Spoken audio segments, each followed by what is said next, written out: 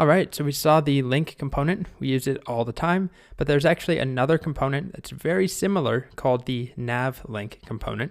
And we also use this one all the time. It works in the exact same way, but there's one additional feature. You can style the anchor tags selectively based off of which ones are active.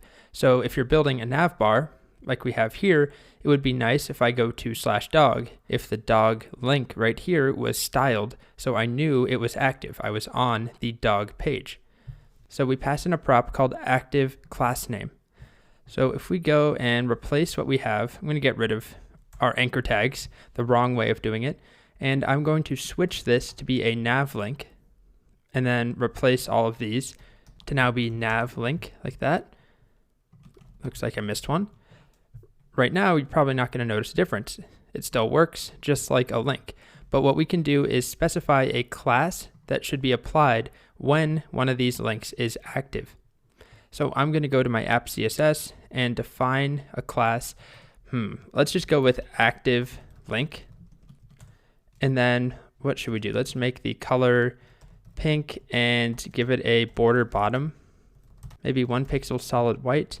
So we're not going to see anything applied yet, because we're not telling the nav link to use this active link class. So back in my app.js, on all of them, I'm going to say active class name equals active-link. So this is the class we just defined. And now automatically React Router, the code in there in that library, will say when a route matches one of these nav links, you should give it the class active link, which we defined. And it looks like it's working, except it's not quite how we want it to work. I'm on /dog. /dog is showing that it's active, but so is about. If I go to contact, contact is active, and so is about. So this is the same issue we encountered earlier about how React Router matches routes. And remember, our solution was to use exact as a prop. We can do the exact same thing here and say only do active class name when this is an exact match to the current route, the path that we're on. So now I go to about, we have the active style on the about link. I go to /dog, it's on the dog link, and contact is only on the contact link. Before, what was happening is that when we go to /contact, the about link, the slash is matching that slash right there. Same thing when we go to dog.